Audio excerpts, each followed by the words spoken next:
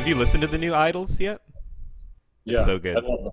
I Yeah. love them so much. And I was waiting for somebody to give a shit. And so, great. Great going, Greg Smith. Great start. They're the Yeah, man. best. They rule.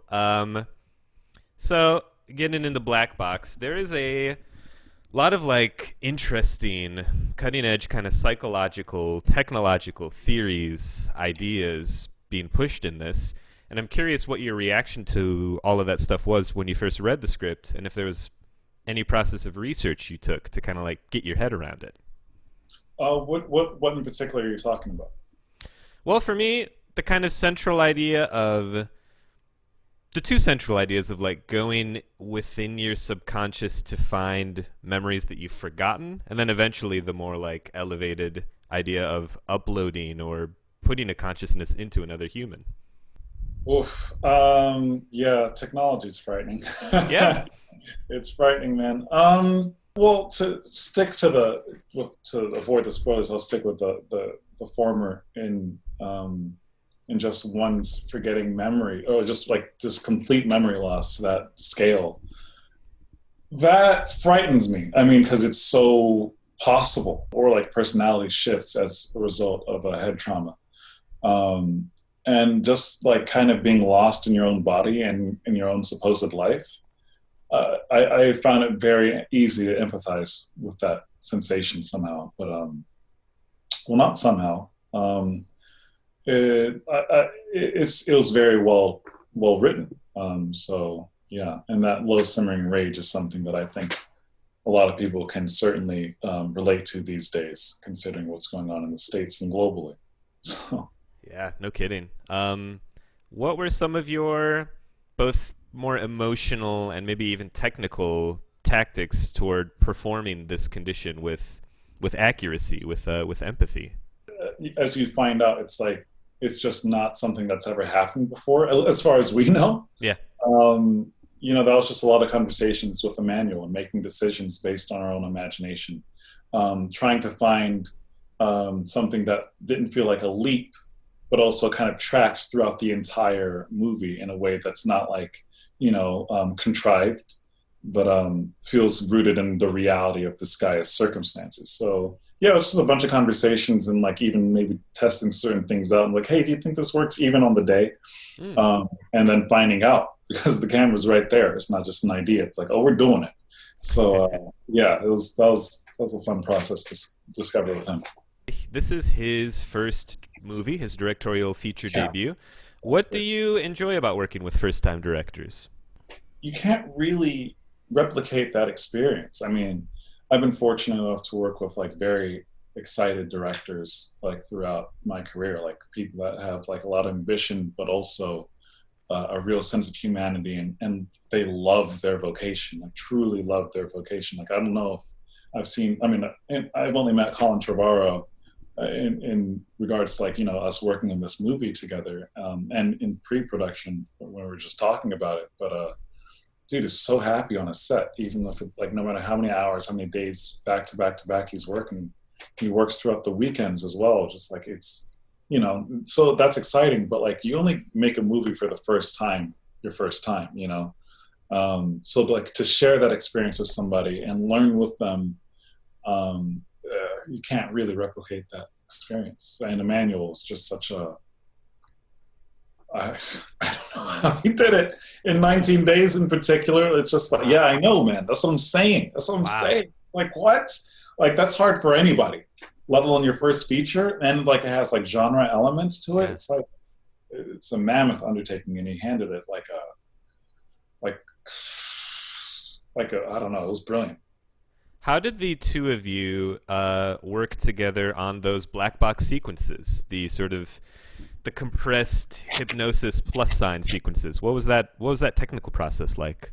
Oh, there was a lot of call and response, because I didn't know exactly what a manual was saying. Because you only know until you see the movie. And sure, there's like a description, but he was very specific in terms of what he wanted to see in that particular regard, because it is quite technical, and it is a space that he had already created in his mind and already started developing with the people that would kind of create it in terms of what you see is in the movie. So that was very specific. Um, and yeah, that was because.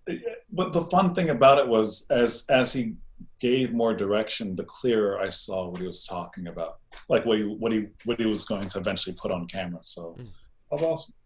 Were those scenes shot on a set, or were those green screen? Or? Yeah, we were on a studio set, like it was just like this dark room, you Wow. know. And then like when you got into the actual memories, those were sets. Yeah. You know. Tell me everything about your working relationship with Amanda Christine, who plays your daughter, because she is such a star, and She's the two of you together are so like endearing and heartbreaking. What was it like working with her? How did y'all approach that relationship? well, again, like we didn't have much time to like kind of build anything. And to her credit, she came in ready to work, ready to play, and she's like, I watched a rough cut of the movie a couple months ago, and I was like, how old is Amanda really? you know, because she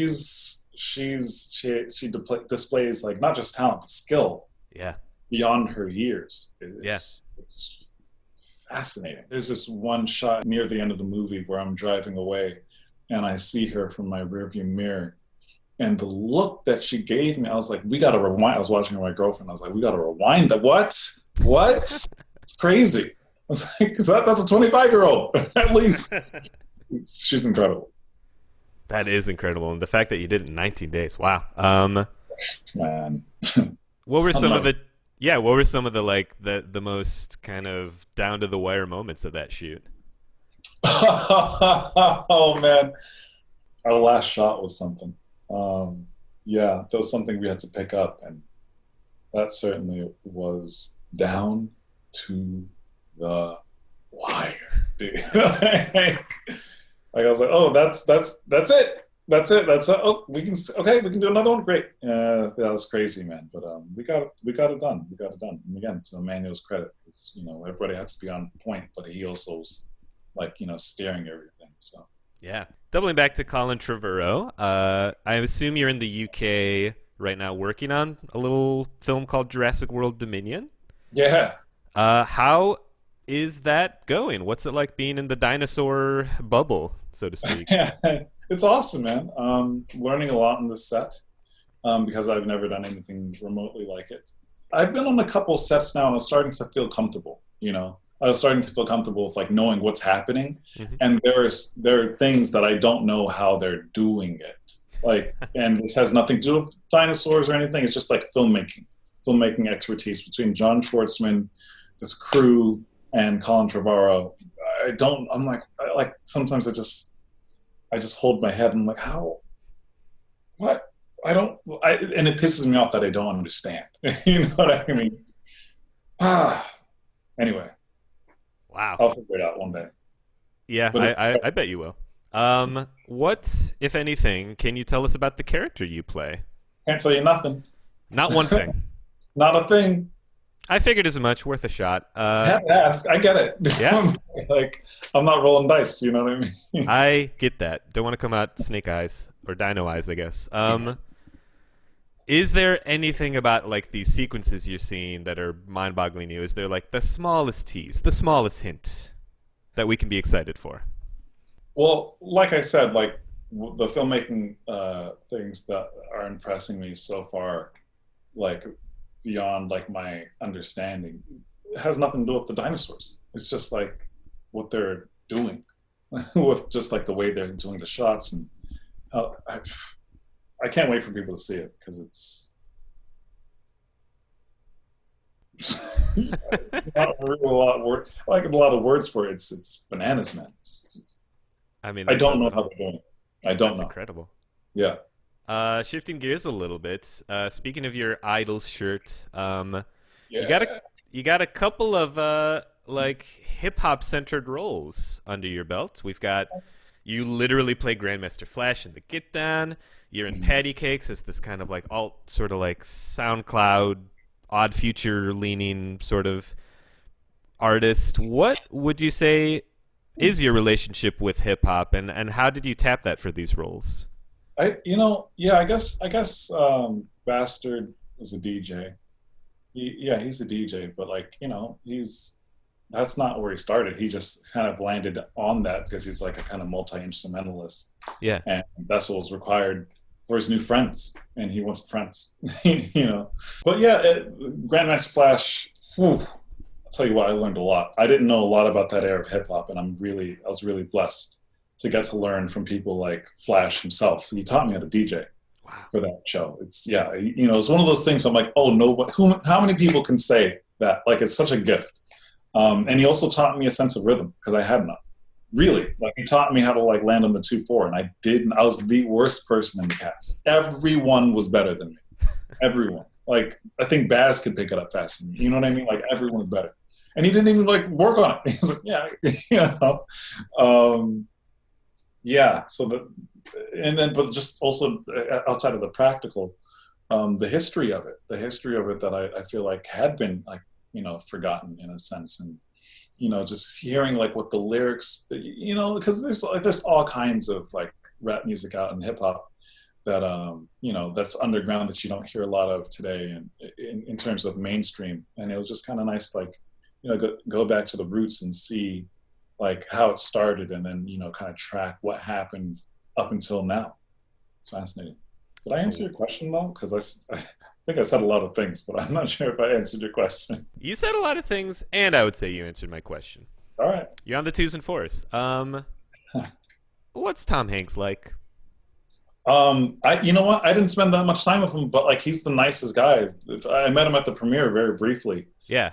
He was just so kind. And I like what he kind of stands for, and like how engaged he is in politics today. And yeah, he's a great guy as far as I know.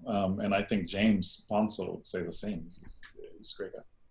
Yeah, awesome. That's kind of what I wanted to hear. There is a big shift in who this character actually becomes. Mm-hmm. And I'm curious, as an actor, you kind of become almost like a blank vessel that other people can go into. And I'm curious what your sort of tactics, techniques, how did you approach both versions of this character, so to speak? Really, the character Nolan, I only play him for like in the very beginning of the movie and the very end of the movie. The rest of the time I'm playing Thomas. He just doesn't know he's Thomas. The majority of the movie I'm playing one guy who thinks he has a brain condition, and then he remembers exactly who he is and exactly what he wants. So yeah, that kind of was like, oh, really? I played Nolan for a total maybe a minute, and the rest of it is just like, how does this guy go through life thinking he's someone else, but he's really this other guy? And then also though, for that 1 minute that I do play Nolan, like how is this guy more distinct? And because he's just, let's face it, he's a nicer guy. You know what I mean? He's just a much nicer guy. And like I approach his character with a lot more tenderness, whereas Thomas is kind of approached with like he's frustrated constantly. Even when he remembers who he is, he's frustrated, and he's upset because he doesn't have any control. I think that's a big thing for him. Whereas Nolan, that's not his like objective, his super objective. He's more about like kind of a love, Yeah.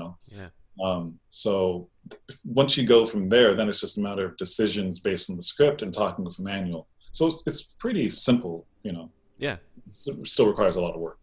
My interpretation of the ending moments for you were that Nolan gets to live his life with some sense of normalcy, that he's back. Is that how you interpreted or played the scene? And do you think there is a world where Thomas comes back, a Black Box 2, so to speak? I don't think there's any designs for a Black Box 2, but in terms of how the man goes forward and lives his life, I don't think anybody could forget that happened. And I don't think his daughter's going to forget that ever. Yeah. You can't forget something as traumatic as that, especially what goes on in his head. He's fighting for his life literally like every day once they get into like that black box territory. And does he like find a way to survive and get through it? I'm sure, but like, does he still have to like live with that kind of thing? Yeah, hopefully, gets the appropriate amount of therapy, which would probably have to be constant. I mean, imagine you in that situation. You're not forgetting that. No, never. Oh, I would like to see a horror movie sequel where our main character just goes to therapy and like wait. learns to be a better person. What do you think? Hey, listen, sign me up. That's good. I might be down. All right, I'll send you something. Thanks so much for your time. It was great chatting with you. Likewise, man. Likewise.